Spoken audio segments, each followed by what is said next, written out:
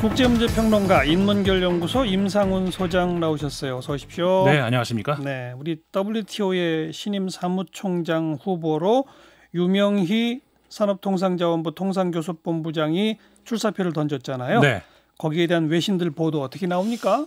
현재 이제 마감은 됐죠. 오늘까지로 모든 입후보 마감이 됐는데 6개 나라에서 출사표를 던졌습니다. 한국, 멕시코, 나이지리아, 이집트, 케냐 그리고 몰도바 6개 나라인데 유력 주자 중 한 명이었던 아일랜드 출신의 필 호건 EU 통상집행위원이 불출마를 선언하면서 혼전 양상을 보인다. 이렇게 국제사회는 보고 있는 것 같습니다. 예. 앞서 지난 6월 영국의 파이낸셜 타임스가 WTO 사무총장의 직접적 권한은 거의 없고 성공 여부는 미국, 중국, EU의 신뢰를 얻는 데 달려있다. 이런 평가를 한번 한 적이 있었거든요. 예. 결국 세계 무역의 이 세 개의 축 사이에서 어떻게 정치력을 발휘하느냐 이 문제라고 하면서 유력 후보였던 필 호건 EU 통상집행위원이 당초 기대했던 미국의 지지를 얻지 못했고 또 유럽 국가들도 WTO 수장이 꼭 유럽인이 돼야 할 필요는 없다. 이런 입장을 보이면서 동력을 상실하는 것으로 보인다. 이렇게 파이낸셜 타임스가 전했었습니다. 예. 그러면서 아프리카 국가에서 이번에 배출할 가능성도 배제하지 않고 있다. 이렇게 봤습니다. 아프리카 군대 지금 나이지리아, 이집트, 케냐 네. 세 나라나 있네요. 그렇죠. 그러니까 아프리카 국가들은 지역 순회 차원에서 이번에 아프리카에서 나와야 된다 이렇게 주장을 하고 있거든요. 예. 근데 이제 사실 이번에 아프리카 가능성이 실제로 낮지는 않은 것 같습니다. 그러니까는 이 세 나라나 지금 나오면서 결국은 예. 단일화를 실패했다는 것이죠. 아프리카의 기회가 될 수 있다 그러니까 너도 나도 나온 그렇죠. 거네요. 그렇죠. 그러면서 단일화 효과가 떨어진다는 것이 오히려 이번에 이제 약점으로 지금 되고 있다 이렇게 외신들에서 이제 지적을 하고 있고요. 예. 멕시코 같은 경우는 현재 OECD 수장을 멕시코가 맡고 있죠. 그래서 이제 유리하지는 않은 것 같고 그런 차원에서 보자면 유명히 우리나라 통상교섭본부장의 가능성도 있는데 네. 일본 언론은 나이지리아 후보를 좀 많이 주목을 하는 것 같습니다. 그 7일자 요미우리 신문을 보면은 이런 말을 썼습니다. 역대 WTO 사무총장은 한 명을 제외하고 모두 장관급에서 맡았다.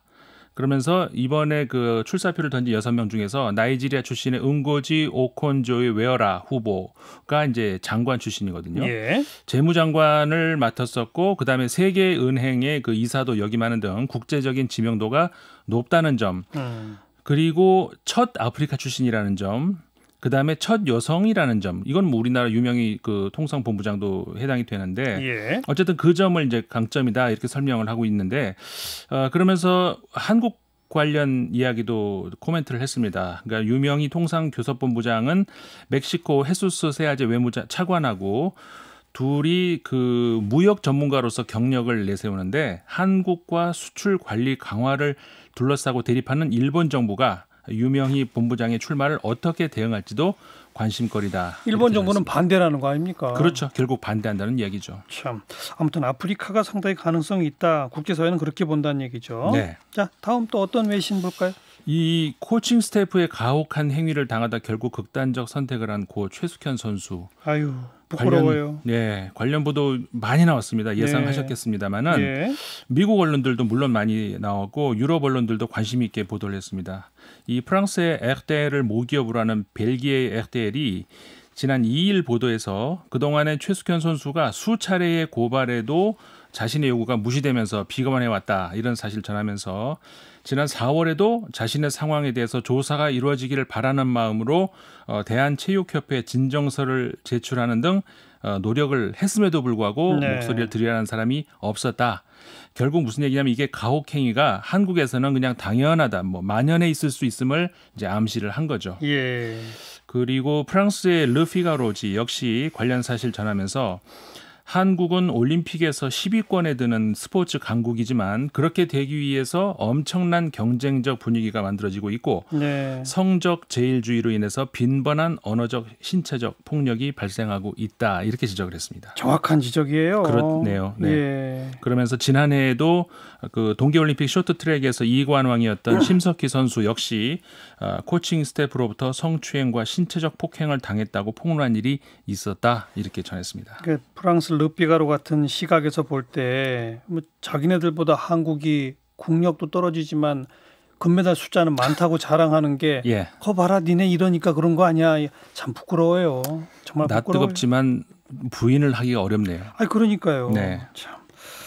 그리고 그 외 저 아동 성착취물 네네. 그 운영자 미국 송환 거부된 거 네네. 외신은 뭐라 그럽니까? 외신에서도 역시 보도가 나옵니다. 그 영국의 BBC가 6일자 이제 보도를 통해서 한국 법원이 세계 최대 아동 그 성착취물 사이트 운영자에 대해서 미국의 인도 요청을 거절했다 이런 내용 보도를 했습니다. 예. 그러면서 재판부가 피의자 손정우를 미국으로 인도할 경우에 한국 수사에 차질이 생길 가능성을 이야기했다 이렇게 보도를 했거든요. 네. 그리고 같은 내용의 보도도 또 많이 있었습니다만 미국의 뉴욕타임스 같은 경우에 역시 6일자 보도에서 미국 송환 요구를 기각한 법원의 결정에 대해서 미국 송환이 한국 성범죄 단절에 도움이 될 것으로 기대했던 한국의 관련 단체들을 크게 실망시키고 있다. 이렇게 한국의 분위기를 전하기도 했습니다. 네.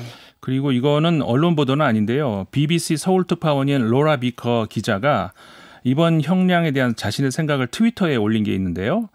이렇게 적었습니다. 한국 검찰은 너무 허기진 나머지 달걀 18개를 훔친 남성에게는 1년 6개월이라는 실형을 구형했고 세계 최대 아동 포르노 사이트를 운영한 손정우도 동일한 형량을 받았다. 이렇게 얘기를 하면서 네. 지난 6일이었는데요. 자신의 트위터에 게재를 했습니다. 우리 언론들이 그거 많이 인용하더라고요. 그렇군요. 예. 네. 생계형 범죄하고 성착취, 특히 아동 성착취 범죄가 비슷한 처벌을 받는다. 이게 말이 되느냐 이런 거죠. 그렇죠. 그럼 결국은 그러니까 우리의 시각뿐만이 아니라 우리의 상식뿐만이 아니라 서구인의 눈에도 똑같이 보였다는 이야기죠. 물론 계란을 훔친 범죄의 경우에 과거 범죄 경력 등을 고려한 검찰의 구형이었던 점도 있고 또 아동 성착취 범죄는 재판부의 최종 판결이라는 뭐 차이점이 있기는 합니다만은 뭐 공교롭게 같은 형량이 비교되다 보니까 예. 영국 언론인에게도 이해하기 어렵게 비춰진 것으로 보입니다.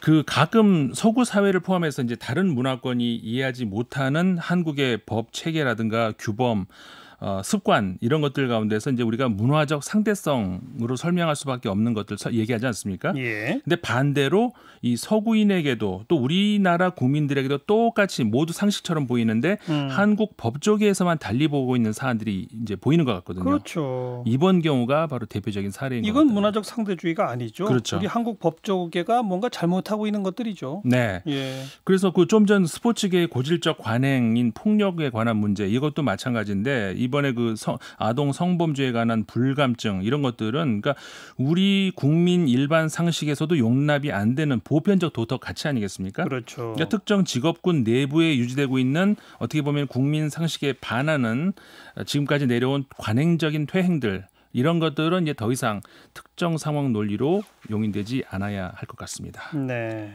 또 다른 얘기 들어볼까요? 네, 이번에는 산업 분야 소식인데요. 전기를 연료로 하는 자동차의 수요가 과거에 비해 많이 늘었지 않습니까? 전기차. 네. 근데 지금 도로에 많이 보이는 배터리 충전식 전기차 말고 수소를 이용을 해서 전기를 발생시켜서 이게 구동을 하는 미래형 전기차 상용 단계에 들어섰다. 이렇게 영국의 경제 주간지 이코노미스트지가 이번 주에 보도를 했습니다. 그냥 줄여서 수소차라고 불러요. 그렇죠. 예. 현대자동차 이야기. 맞습니다. 지금 앞서가고 있죠. 그렇죠. 그래서 이제 현대자동차가 그냥 그 전기차도 생산을 합니다만은 이 수소와 산소의 화학 반응으로 전기를 생성해서 동력으로 사용하는 방식. 예. 뭐 우리 많이들 아십니다만 이게 배기가스가 없잖아요. 그렇죠. 그러면서 그리고 또 이제 그 배터리 충전 시간이 이제 길게 소요되는 것도 아니라서 획기적인 방식으로 알려져 있는데 예. 그 이코노미스트지는요 현대자동차에서 개발 중인 그 수소차가 이 분야에서 지금 세계 선두 그룹에 속한다 이렇게 얘기를 하면서 앞으로 수소를 이용한 동력은 자동차 제조사에 해당하는 일만은 아닐 것이라면서 버스, 대형 트럭, 선박, 항공기를 움직이는 수단으로도 거론되고 있다. 그리고 또 난방원으로도 대체 논의가 이루어지고 있다. 겨울철 난방도요? 네. 오, 이게 가능하대요? 그러니까 이게 이제 연구가 많이 되고 있는 모양인데 예. 그 이유가 이제 그 기존의 천연가스를 운송하는 파이프라인이 묻혀 있지 않습니까? 그런 기존 인프라를 그대로 사용할 수가 있다는 거죠. 네. 그래서 특히 이 부분 같은 경우에는 호주, 영국, 독일 이런 나라들이 이제 그 다수의 국가가 시험 단계에 있다 이렇게 이코노미스트가 설명을 하고 있습니다. 예. 지금 그 최근에 유럽 선거, 그러니까 이번에는 프랑스에서 선거했었는데 선거 결과도 보면 어느 때보다 이 환경 문제가 아주 큰 이슈로 등장하고 있거든요. 근데 이제 더더군다나 이 관련 분야의 부품, 물질 이런 것들 저렴해지면서 모든 산업 분야에 적용할 수 있는 시대, 친환경적인 어떤 연료 이런 것들 눈앞에 두고 있다고 하는데. 그 뭐 많이들 아시겠습니다만 이 분야의 라이벌 선두 업체가 한국의 현대자동차, 그다음에 일본의 도요타 아니겠습니까? 예. 그러니까 이코노미스트지는 그렇게 이제 설명을 하면서 앞으로는 자동차 차원이 아니라 당장 가능한 것이 이제 선박 분야에서도 상용 가능성이 높다 이렇게 설명을 합니다. 네. 왜냐하면 충전을 자주 안 해도 되잖아요. 그리고 대용량 저장이 가능하기 때문에 선박은 공간이 많으니까. 그렇죠. 예. 그다음에 거기서 이제 배출되는 것이 물인데 그렇죠. 바다니까 뭐 그냥 버리면 되는 그렇죠. 거고요. 예. 그래서 이제 현대자동차에 탑재되는 것 같은 그런 유형의 그 연료 전지로 그 선박 운행도 가능하다고 최근에 미국에서 한 단체에서 조사 끝에 결론을 지었다 이렇게 이 주간지가 전하고 있습니다. 네. 뭐 그밖에도 이 분야의 성장은 앞으로 계속 커질 수밖에 없는데 2050년에 가면은 지구 전체 에너지의 18%가 수소로 얻어지게 될 전망이다 이렇게 전했습니다. 네, 이게 수소 충전소를 건립하고 하는데 비용이 많이 들어서 그게 난관이라는데 네, 그것만 좀 잘 넘기면 그렇죠.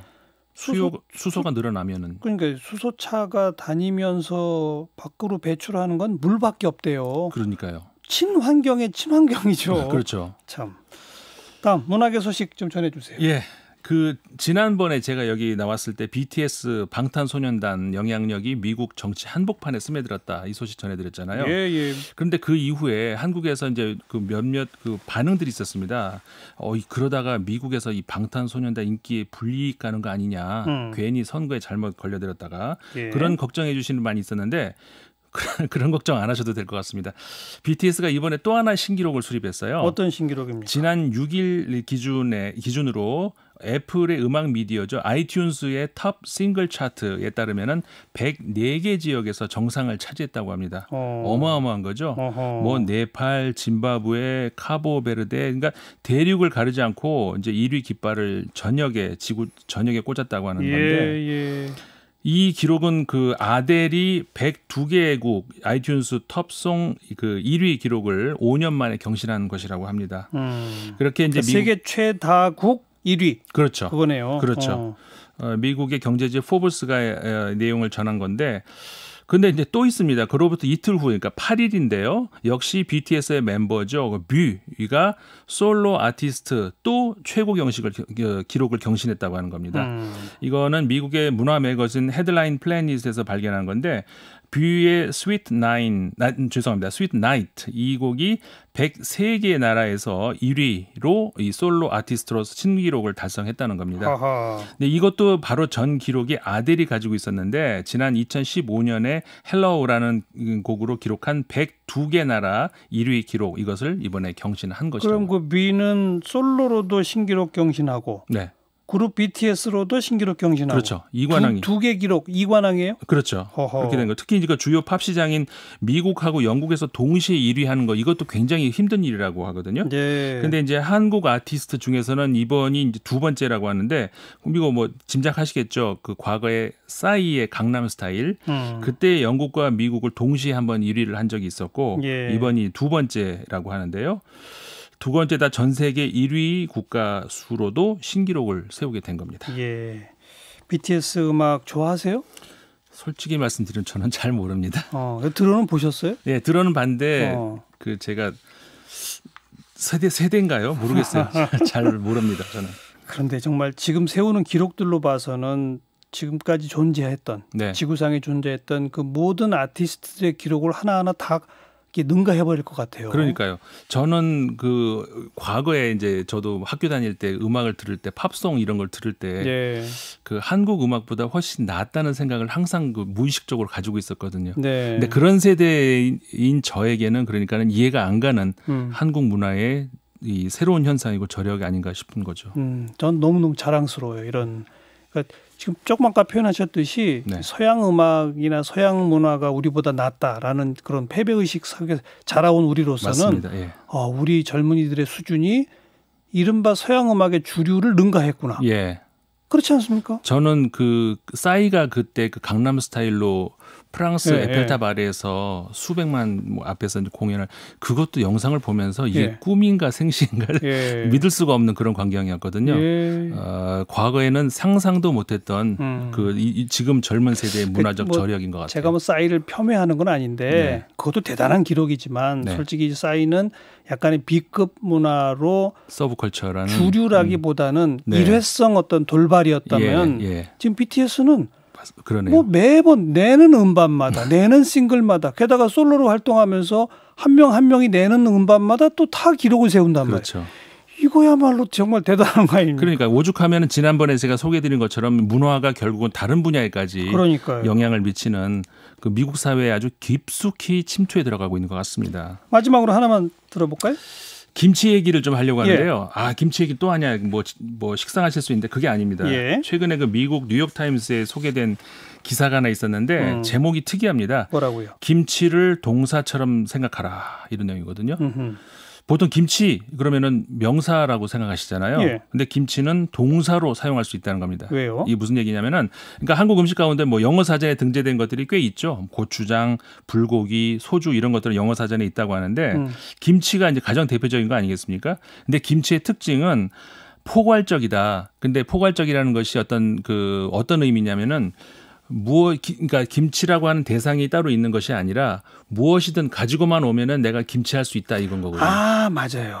그러니까 이게 김치 이게 아니라 we can 김치 with everything. 그렇죠. 그러니까 뭐든지 가지고만 와라. 그럼 김치를 다 만들어주겠다. 배추김치, 총각김치, 열무김치, 나박김치, 물김치, 무김치, 그렇죠. 석박지김치.